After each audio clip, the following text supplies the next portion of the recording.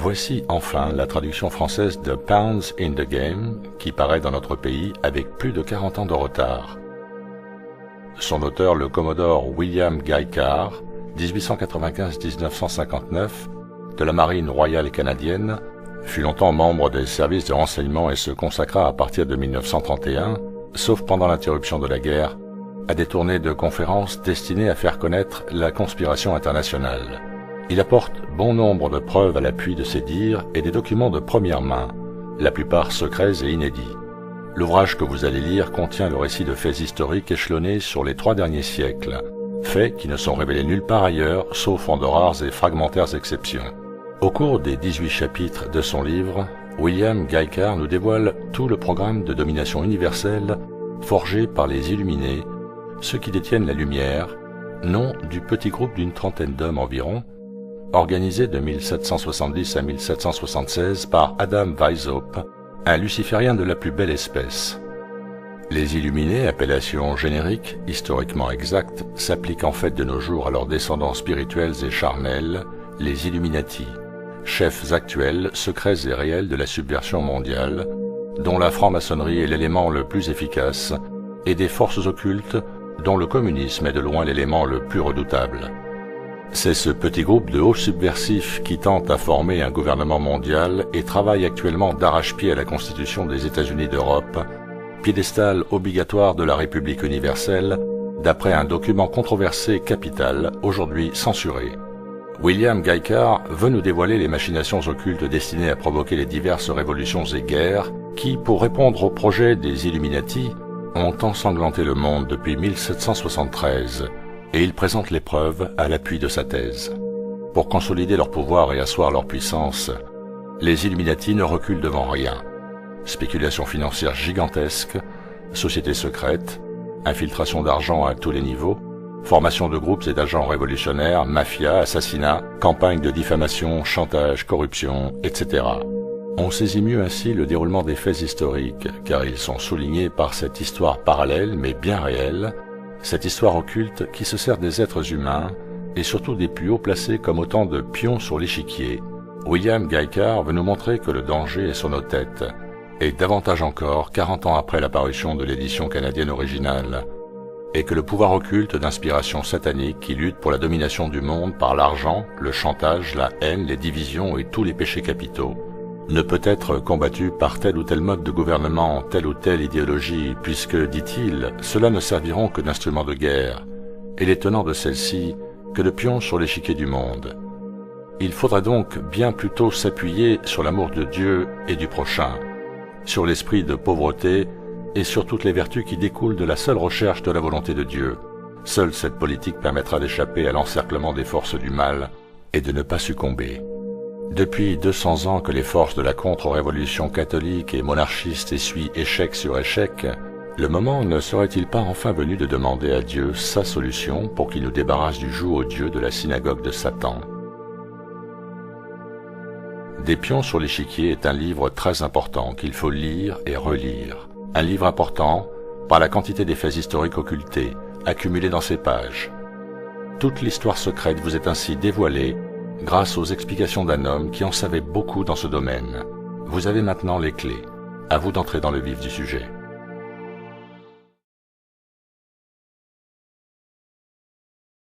Si mes révélations surprennent et indignent le lecteur, qu'il n'en fasse pas un complexe. Mais, en toute modestie, je travaille depuis 1911 à essayer de découvrir pourquoi le genre humain ne peut vivre en paix et jouir des bienfaits que Dieu lui accorde avec une telle abondance. Et je n'ai percé le secret que vers 1950.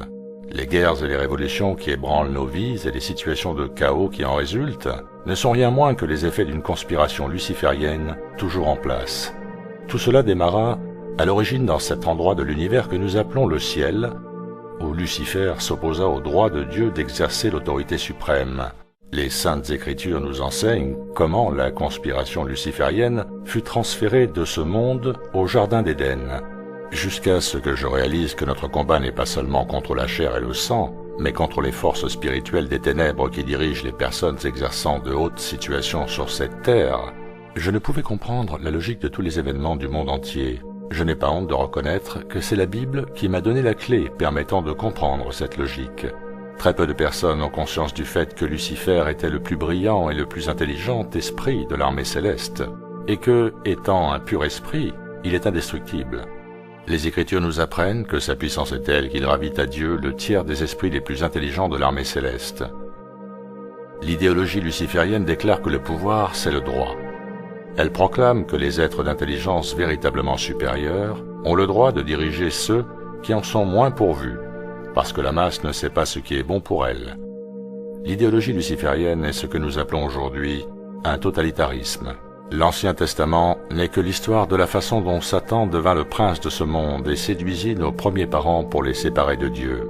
Il explique comment la synagogue de Satan fut établie sur cette terre, comment elle a travaillé depuis lors afin d'empêcher le plan de Dieu, qui est de diriger l'univers, et comment ce plan divin doit être rétabli sur terre.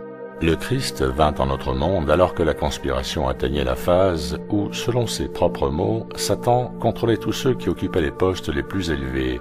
Il décrivit la synagogue de Satan. Il dénonça ceux qui en faisaient partie comme fils du diable, ce diable qu'il fustigeait comme père du mensonge et prince de la tromperie. Il fut catégorique dans son affirmation. Ceux qui constituaient la synagogue de Satan s'appelaient juifs, mais ne l'étaient point et mentaient. Il considérait les changeurs d'argent, les scribes et les pharisiens comme les Illuminati de notre époque. Ce que beaucoup de gens semblent oublier, c'est que le Christ vint sur terre afin de nous délivrer des liens de Satan, dans lesquels nous étions enserrés de plus en plus étroitement, au fur et à mesure que le temps passait. Le Christ nous donna la solution à notre problème lorsqu'il nous dit que nous devions aller de l'avant et enseigner la vérité en ce qui concerne cette conspiration à tous les peuples des nations.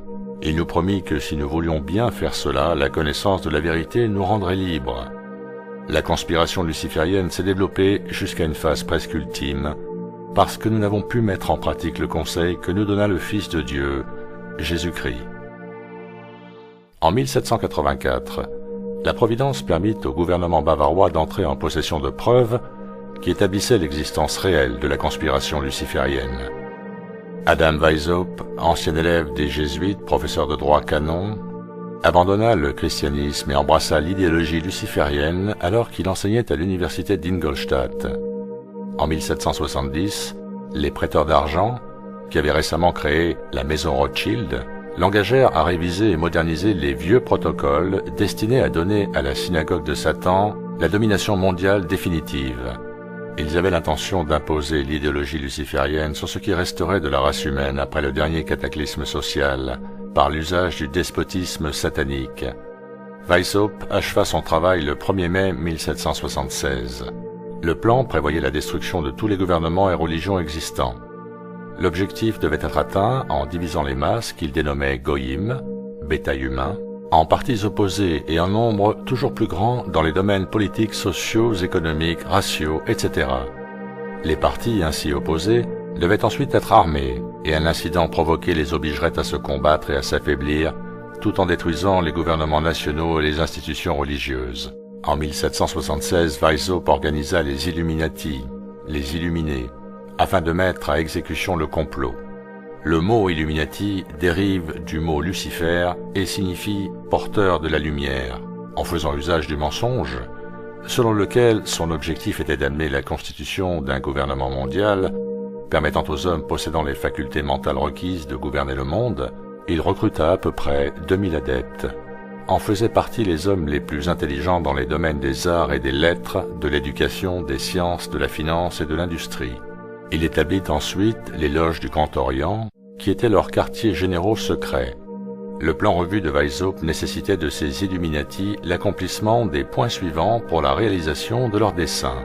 Premier point, l'usage des malversations monétaires et de la débauche sexuelle pour obtenir le contrôle des personnes occupant déjà de hautes situations, à tous les niveaux, dans tous les gouvernements et dans tous les autres champs de l'activité humaine. Une fois qu'une personne était tombée par les mensonges, les calomnies et les tentations des Illuminati, elle était solidement tenue. Chantage politique ou autre, peur de la ruine financière, peur du scandale public, peur de la menace physique et même peur de la mort pour elle-même et ses proches. Deuxième point.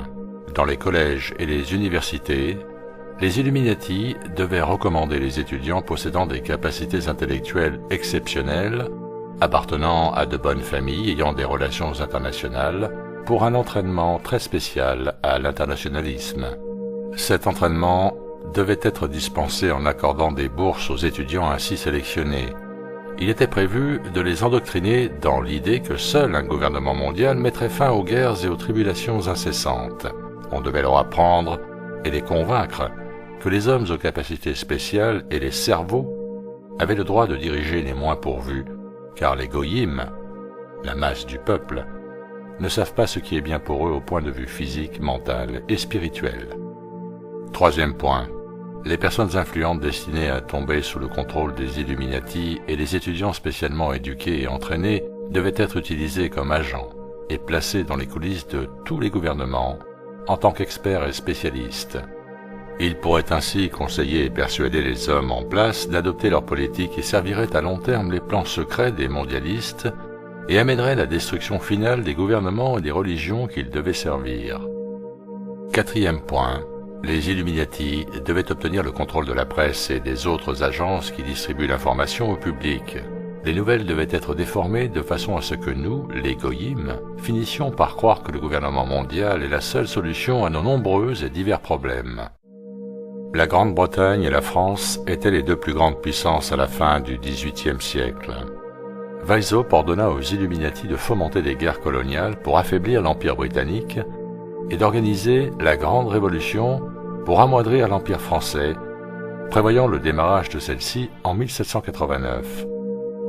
Un auteur allemand du nom de Zwack fit un livre de la version révisée de Weishaupt, celle de la vieille conspiration, et l'intitula Ein Originalschriften, quelques écrits originaux, pardonnez mon allemand.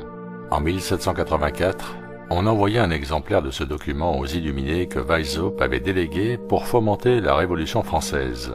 Le courrier fut mortellement frappé par la foudre alors qu'il chevauchait du côté de Ratisbonne. La police trouva les documents subversifs sur son corps et les expédia aux autorités gouvernementales concernées.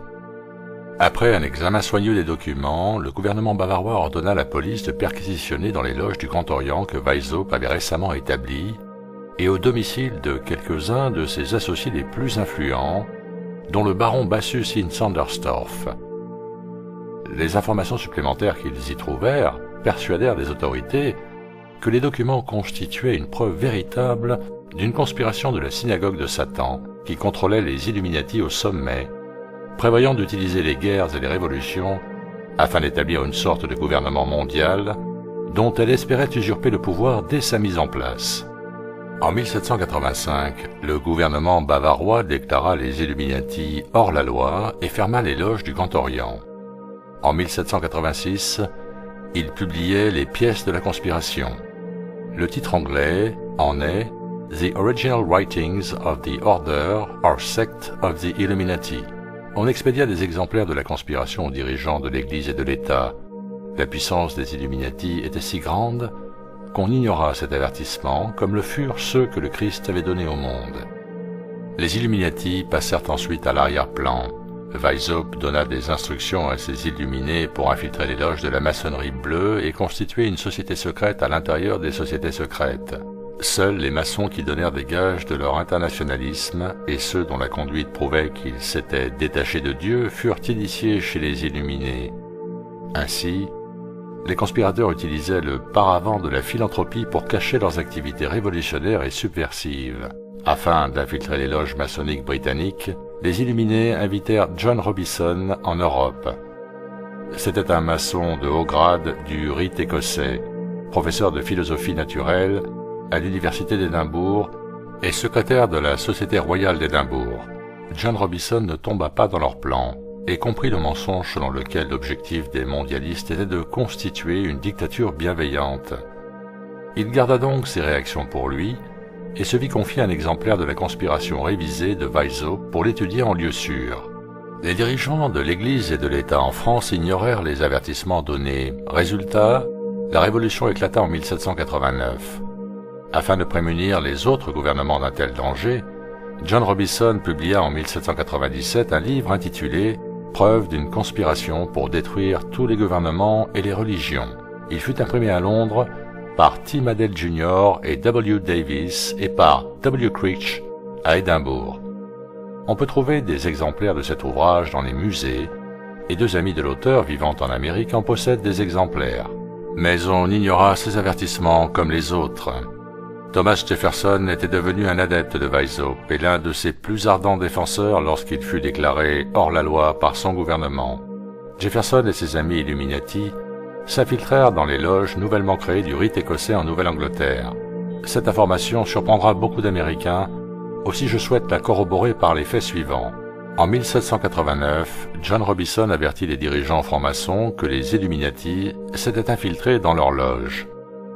Le 19 juillet 1798, David Papin, président de l'université de Harvard, réitérait le même avertissement aux grandes classes et leur fit une conférence sur l'influence que prenait l'illuminisme dans la politique et la religion américaine. John Quincy Adams, qui avait organisé les loges maçonniques de la Nouvelle-Angleterre, décida en 1800 de s'opposer à Jefferson pour les élections à la présidence. Il écrivit 3 lettres au colonel William L. Stone, exposant la façon dont Jefferson utilisait les loges maçonniques à des desseins subversifs. L'information contenue dans ces lettres permit à Adams de remporter les élections. Ces lettres se trouvent à la Rittenberg Square Library de Philadelphie. En 1826, un autre franc-maçon, le capitaine William Morgan, décida qu'il était de son devoir de donner une véritable information à ses compagnons de loge et au grand public sur les Illuminati, leurs plans secrets et leurs véritables desseins. Ceux-ci obtinrent alors les services de Richard Howard, un illuminé anglais, qui exécuta leur sentence, que Morgan soit abattu en tant que traître. Quelqu'un avertit le capitaine Morgan du danger. Il essaya de s'enfuir au Canada, mais Howard l'intercepta à la frontière et l'assassina près des chutes du Niagara. Une enquête approfondie rapporta qu'un certain Avery Erlin déclara à New York sous la foi du serment avoir entendu Richard Howard raconter lors d'une réunion des Chevaliers Templiers à St. John's Hall à New York comment il avait exécuté Morgan. Le même Erlin expliqua ensuite comment des négociations secrètes avaient ensuite permis à Howard de regagner l'Angleterre sans être inquiété. Très peu de personnes savent aujourd'hui que cet incident provoqua une désapprobation quasi générale. Presque 40% des francs-maçons de la juridiction nord des États-Unis firent sécession. Je possède des exemplaires des minutes d'une réunion que l'on avait tenue pour discuter de ce sujet particulier. Nous pouvons avoir une idée de la puissance des dirigeants de la conspiration luciférienne contre Dieu et l'homme en prenant en considération les grandes capacités de leurs agents qui empêchent que ces événements extraordinaires de l'histoire ne soient enseignés dans nos écoles.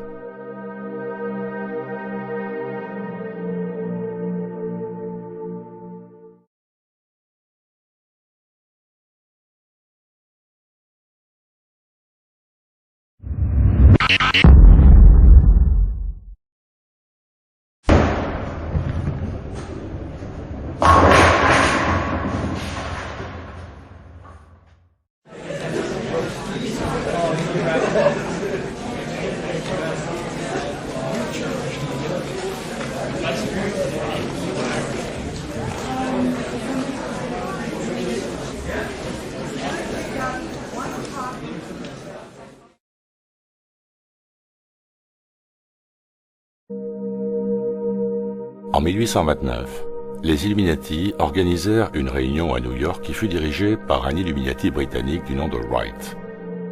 On déclara aux personnes présentes que les Illuminati avaient l'intention de fédérer les groupes nihilistes et athées avec toutes les autres organisations subversives pour constituer une organisation internationale qui serait connue sous le nom de communisme.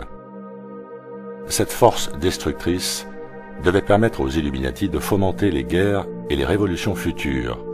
Clinton Roosevelt, un ancêtre direct de Franklin Delano Roosevelt, Horace Greeley et Chas Dana constituèrent un comité pour réunir les fonds nécessaires à cette nouvelle entreprise. Les fonds ainsi rassemblés servirent au financement de Karl Marx et d'Engels, lorsqu'ils écrivirent le Capital et le manifeste du Parti communiste à Soho en Angleterre. En 1830, Weishaupt mourut.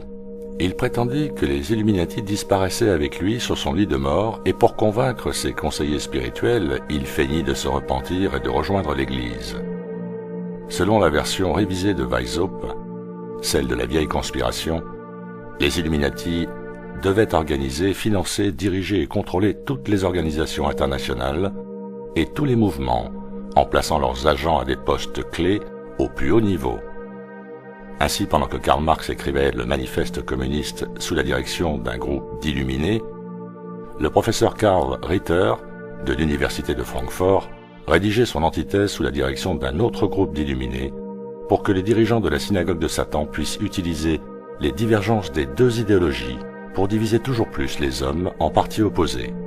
Ainsi, une fois armés, ils arriveraient par provocation à se combattre et à se détruire, et à détruire avec eux leurs institutions politiques et religieuses. Le travail que Ritter réalisa fut poursuivi par le soi-disant philosophe allemand Friedrich Wilhelm Nietzsche, 1844-1900, qui fonda le nietzschisme. Le nietzschisme produisit le fascisme et plus tard le nazisme. On l'utilisa de façon à permettre aux agents des Illuminati de fomenter les Première et Deuxième Guerres mondiales. En 1834, les Illuminati choisirent pour diriger leur programme révolutionnaire dans le monde l'Italien Giuseppe Mazzini, qui occupa ce poste jusqu'à sa mort en 1872. En 1840, le général Albert Pike perdit son poste d'officier lorsque le président Jefferson Davis eut dissous ses troupes indiennes auxiliaires sous prétexte qu'elles avaient commis des atrocités lors de faits de guerre légitimes. Sous l'influence de Mazzini, dont il était le poulain, Pike accepta l'idée d'un gouvernement mondial et devint par la suite dirigeant de la prêtrise luciférienne. Entre 1859 et 1871, il peaufina tous les détails d'un projet militaire concernant 3 guerres mondiales et 3 grandes révolutions. Il pensait qu'elles amèneraient la conspiration à sa phase ultime dans le courant du XXe siècle. Pike réalisa la plus grande partie de son travail dans la demeure de 13 pièces qu'il fit construire à Little Rock en Arkansas en 1840. Lorsque les Illuminati et les loges du Grand Orient devinrent suspects du fait des activités révolutionnaires de Mazzini en Europe, Pike organisa le rite palladien nouveau et réformé. Il établit 3 suprêmes conseils, un à Charleston en Caroline du Sud, un autre à Rome et le dernier à Berlin. Il fit établir par Mazzini 23 conseils subordonnés en des positions stratégiques à travers le monde. Ce furent les quartiers généraux secrets du mouvement révolutionnaire mondial, toujours conservés depuis. Bien avant que Marconi eût inventé la radio, les scientifiques faisant partie des Illuminati avaient donné à Pike et aux dirigeants de ces conseils la possibilité de communiquer entre eux dans le secret. Ce fut la découverte de ce secret qui permit aux officiers des services de renseignement de comprendre comment des incidents, en apparence non reliés entre eux, avaient lieu simultanément dans le monde, s'aggravaient et se transformaient en une guerre ou en une révolution. Le plan de Pike était simple et s'avéra efficace. Il fallait que le communisme, le nazisme, le sionisme politique et les autres mouvements internationaux fussent organisés et utilisés pour fomenter les 3 guerres générales et les 3 grandes révolutions. Point 1. La Première Guerre mondiale devait permettre aux Illuminati de renverser le pouvoir des tsars en Russie et de transformer ce pays par la mainmise du communisme athée. Les divergences naturelles attisées par les agents des Illuminati entre les empires britanniques et allemands devaient servir à fomenter cette guerre. Le conflit terminé, le communisme devait se constituer et être utilisé pour détruire les autres gouvernements et affaiblir les religions. Point 2. La Deuxième Guerre mondiale devait être fomentée en jouant sur les divergences entre fascistes et sionistes politiques. Cette guerre devait permettre la destruction du nazisme et accroître la puissance du sionisme politique de façon à ce que l'État souverain d'Israël pût s'établir en Palestine. Pendant la Deuxième Guerre mondiale, la puissance du communisme international devait arriver au niveau de celle de la chrétienté tout entière. Arrivé à ce point, il devait être contenu et mis en réserve jusqu'à son utilisation pour le dernier cataclysme social. Toute personne informée peut-elle nier que Roosevelt et Churchill aient mis cette politique à exécution? Point 3. La Troisième Guerre mondiale doit être fomentée grâce aux divergences que les agents des Illuminati attiseront entre sionistes politiques et dirigeants du monde musulman. On doit diriger la guerre de façon à amener la destruction de l'islam, c'est-à-dire le monde arabe y compris la religion de Mahomet, et du sionisme politique, comprenant l'État d'Israël. Dans le même temps, les autres nations, une fois de plus divisées entre elles, à ce propos, seront acculées à se combattre jusqu'à un état de destruction physique, mentale, spirituelle et économique totale. Lorsque l'on raisonne et que l'on n'est pas déformé, peut-on nier que l'intrigue actuelle au Proche, Moyen et Extrême-Orient est destinée à l'accomplissement de ce dessein diabolique? Le 15 août 1871, Pike expliqua à Mazzini qu'une fois la Troisième Guerre mondiale terminée, ceux qui aspiraient à la domination mondiale absolue provoqueraient le plus grand cataclysme social que le monde ait jamais subi. Nous rapportons ces propos, ses propres mots relevés dans la lettre répertoriée à la bibliothèque du British Museum de Londres. Nous lâcherons les nihilistes et les athées et nous provoquerons un formidable cataclysme social qui montrera aux nations, dans toute son horreur, l'effet de l'athéisme absolu, à l'origine de la sauvagerie la plus sanglante et du bouleversement intégral. Ainsi, obligés de se défendre partout contre la minorité de révolutionnaires, les citoyens extermineront ces destructeurs de la civilisation. La multitude, emplie de désillusions vis-à-vis du christianisme, dont les adorateurs seront à ce moment désorientés et à la recherche d'un idéal, sans plus savoir vers où diriger leur adoration, recevra la véritable lumière par la manifestation universelle de la pure doctrine de Lucifer. Elle sera enfin révélée au peuple, cette manifestation qui résultera du mouvement réactionnaire général suivant de près la destruction du christianisme et de l'athéisme, tous les deux conquis et détruits au même instant. Lorsque Mazzini mourut en 1872, Pike fit d'un autre dirigeant révolutionnaire italien, Adriano Lemmi, son successeur. La succession de Lemmi revint ensuite à Lénine et à Trotsky. Les activités révolutionnaires de ces hommes furent financées par les banquiers internationaux français, britanniques, allemands et américains. Le lecteur doit se rappeler que les banquiers internationaux d'aujourd'hui, comme les changeurs d'argent de l'époque du Christ, ne sont que des outils ou des agents des Illuminati. On a fait croire au grand public que le communisme était un mouvement des travailleurs, soviets, pour détruire le capitalisme. Pounds in the Game, des pions sur l'échiquier, et The Red Fog over America, le brouillard rouge sur l'Amérique, suite de Pounds in the Game, montrent comment des officiers des services secrets britanniques et américains ont acquis des preuves irréfutables établissant formellement que les capitalistes internationaux, agissant par le biais de leurs banques internationales, avaient financé les deux parties de chaque guerre et de chaque révolution depuis 1776. Ceux qui forment aujourd'hui la synagogue de Satan dirigent nos gouvernements en les tenant par l'usure. Ils les font participer aux guerres et aux révolutions en application des plans de Pike. Amener le monde à cette phase de la conspiration où le communisme athée et la chrétienté entière se rencontreront en une guerre totale, autant à l'intérieur de chaque nation qu'à l'échelle internationale. Un grand nombre de documents prouvent que Pike, comme Weishaupt, était le chef de la prêtrise luciférienne de son époque. En plus de la lettre qu'il adressa à Mazzini en 1871, il en écrivit une adressée aux dirigeants de ses conseils palladiens le 14 juillet 1889. Elle tomba dans les mains d'autres personnes que celles auxquelles elle était destinée. Elle avait été écrite pour expliquer le dogme luciférien, en particulier l'adoration de Satan et celle de Lucifer. Pike déclarait en partie « Nous disons à la foule que nous adorons Dieu, mais il s'agit du Dieu que l'on adore sans superstition. La religion devrait être, pour nous tous, initiés dès haut grade, maintenue dans la pureté de la doctrine luciférienne. Oui, Lucifer est Dieu. Et par malheur, Adonai, le nom donné par les lucifériens au Dieu que nous adorons, note de l'auteur, est aussi Dieu, car l'absolu ne peut exister qu'en tant que dualité divine. Ainsi, la doctrine du satanisme est une hérésie. La véritable et pure religion philosophique, c'est la croyance en Lucifer, l'égal d'Adonai. Mais Lucifer, Dieu de lumière et Dieu de bonté, combat pour l'humanité contre Adonai, le Dieu des ténèbres et du mal. La propagande mise en œuvre par les dirigeants de la conspiration luciférienne a fait croire au grand public que ceux qui s'opposent au christianisme sont athées. C'est un mensonge délibéré, véhiculé afin de cacher les plans secrets des grands prêtres de la fausse foi luciférienne qui dirigent la synagogue de Satan. Leur but, c'est que le genre humain en arrive à juger impossible l'établissement sur cette terre du plan de Dieu, l'ordonnancement de l'univers tel qu'il l'expliqua à nos premiers parents au Jardin d'Éden selon la Genèse. Les grands prêtres de la fausse foi luciférienne exercent dans les ténèbres et restent dans les coulisses. Ils gardent leur identité et leur véritable dessein secret, même vis-à-vis de la grande majorité de ceux qu'ils trompent, en leur faisant accomplir leur volonté et poursuivre leurs plans et visées secrètes. Ils savent que le succès final dépend de leur capacité à garder leur identité et leur véritable dessein dans le secret jusqu'à ce qu'aucune intelligence ou puissance ne puisse les empêcher de couronner leur despote roi, dirigeant du monde entier. Le succès final de leur conspiration, c'est l'usurpation des pouvoirs du gouvernement mondial. Les Saintes Écritures ont prédit que ce que Weishaupt et Pike prévoyaient de mettre à exécution aboutirait au contrôle de cette terre par les forces spirituelles du mal.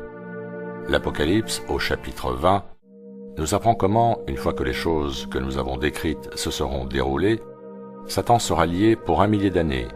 Je n'ai pas la prétention de savoir ce que le terme 1 millier d'années signifie en mesure de temps, mais d'après ce que j'ai pu apprendre de la conspiration luciférienne, à la lumière des Saintes Écritures, je suis arrivé à la conclusion que la neutralisation de Satan et des forces sataniques sur cette terre peut se produire beaucoup plus rapidement si l'entière vérité à propos de l'existence de la conspiration luciférienne est révélée aussi vite que possible à tous les peuples de toutes les nations.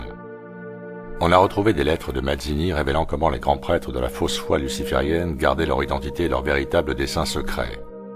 Dans une lettre que Mazzini écrivit à son associé révolutionnaire, le docteur Breitenstein, quelques années avant sa mort, il disait « Nous constituons une association de frères en tous les points du globe. Nous souhaitons briser tous les jougs. Cependant, il y en a un d'invisible que l'on peut à peine sentir et il pèse sur nous. D'où vient-il? Où est-il? Personne ne le sait, ou bien ne veut le dire. Ce joug est secret même pour nous, les vétérans des sociétés secrètes. » En 1925, son éminence, le cardinal Caro I. Rodriguez, archevêque de Santiago au Chili, publia un livre intitulé « Le mystère de la franc-maçonnerie dévoilé », afin d'exposer comment les Illuminati, les satanistes et les lucifériens avaient constitué une société secrète à l'intérieur d'une société secrète. Il fournissait un grand nombre de preuves montrant que même les francs-maçons des 32e et 33e degrés ne savaient pas ce qui se passait dans les loges du Grand Orient, dans celles du rite paladien nouveau et réformé de Pike, ainsi que dans les loges d'adoption dans lesquelles sont initiés les membres féminins de la conspiration. À la page 108, il cite une autorité en la matière, Margiotta, pour prouver qu'avant que Pike n'eût sélectionné Lemy pour assurer la succession de Mazzini en tant que directeur du mouvement révolutionnaire mondial, Lemy était déjà un sataniste enragé et confirmé, mais qu'il ne fut initié à l'idéologie luciférienne qu'après avoir été sélectionné. Le fait que les grands prêtres de la fausse foi luciférienne aient introduit sur cette terre l'adoration de Satan dans les premiers grades des loges du Grand Orient et des conseils du rite paladien, puis aient initié les individus choisis au grand secret, que Lucifer est le dieu légal d'Adonai, intrigua bon nombre d'historiens et de chercheurs.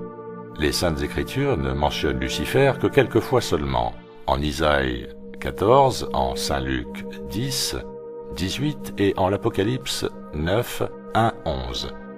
La doctrine luciférienne, toutefois, déclare fermement que Lucifer dirigea la révolte céleste, que Satan est le fils aîné de Dieu, Adonai, et le frère de Saint Michel qui mit en déroute la conspiration luciférienne au ciel.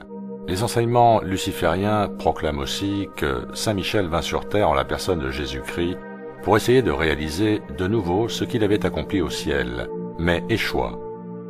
Lucifer, Satan, le diable, appelez-le comme vous voulez, est le père du mensonge. Il est donc clair que ces forces spirituelles ténébreuses trompent énormément de soi-disant intellectuels et leur font accomplir leur volonté comme elles le firent au ciel. La chose importante dont nous devons nous rappeler, c'est que selon la révélation, il doit y avoir un jugement final. Satan brisera ses liens ou sera délié de ses liens qui le maintenaient attaché pour 1 millier d'années. Il apportera de nouveau le chaos sur cette terre. Ensuite, le Christ interviendra en faveur des élus, et Dieu séparera les agneaux des boucs.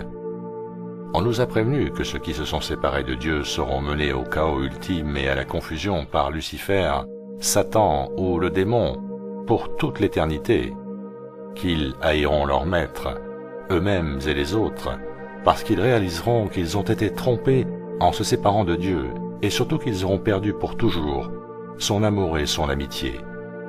Il sera facile pour le lecteur des deux livres, Des pions sur l'échiquier et Le brouillard rouge sur l'Amérique, de réaliser que le combat actuel n'est pas de nature temporelle ou de ce monde.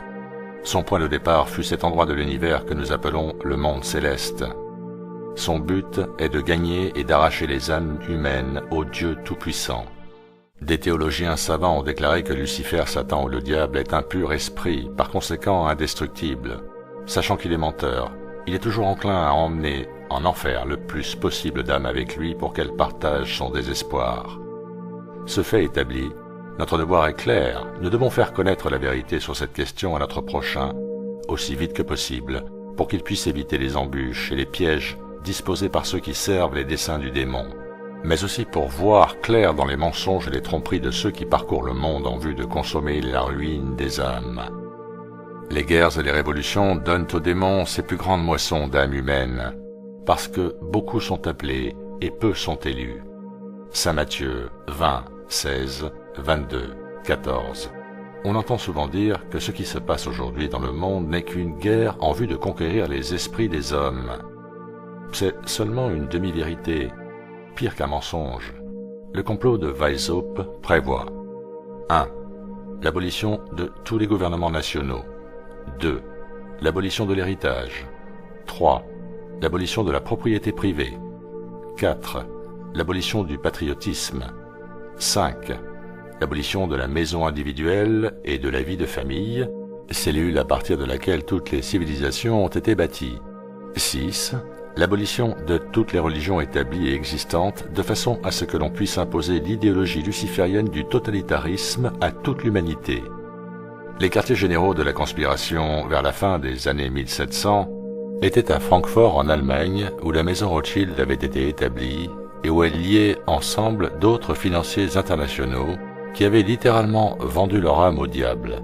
Après la découverte de la conspiration par le gouvernement bavarois en 1786, les grands prêtres de la foi luciférienne établirent leurs quartiers généraux en Suisse.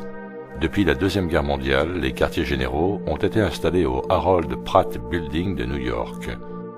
Les Rockefeller ont remplacé les Rothschild dans les manipulations financières. Dans la phase finale de la conspiration, le gouvernement sera représenté par un roi despote, celui de la synagogue de Satan, et de quelques milliardaires, économistes et scientifiques qui auront prouvé leur dévotion à la cause luciférienne. Tout le reste sera intégré dans une sorte de conglomérat d'humanité métissée grâce à l'insémination artificielle pratiquée à une échelle internationale. Aux pages 49-51 de L'impact de la science sur la société, Bertrand Russell déclare que l'on utilisera seulement moins de 30% de la population féminine et 5% de la population masculine à des fonctions de reproduction. Celle-ci sera strictement limitée et des quotas seront fixés pour assurer les besoins de l'État. Je conclurai mon introduction en citant quelques passages d'une conférence que donna aux membres de la loge du Grand Orient de Paris un haut dirigeant du rite paladien de Pike au début de ce siècle. Il disait: sous notre influence, l'application des lois des Goïm a été réduite au minimum.